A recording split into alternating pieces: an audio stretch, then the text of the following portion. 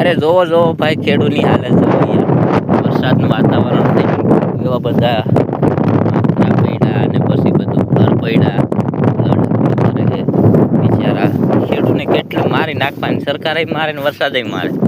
વરસાદમાં કપા જોવો, કપાને વીણવાની મોસમ આવી રહી, આવી રીતે વરસાદ થવાનો. ને આ ભાઈને મગફળી થઈ ગઈ 4.5 મહિના થવા આવ્યા, પણ વરસાદને કારણે કાઢી નથી શકતા. કેમ કે કાઢી નાખે તો વરસાદ પછી બગાડી નાખશે.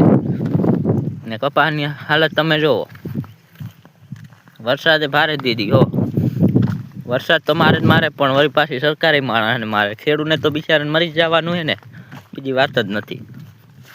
કપાસની હાલત તમે જોવો ને, ખેડૂતને ક્યાંય જીવા જેવું રાખ્યું જ નથી કોઈ યાર.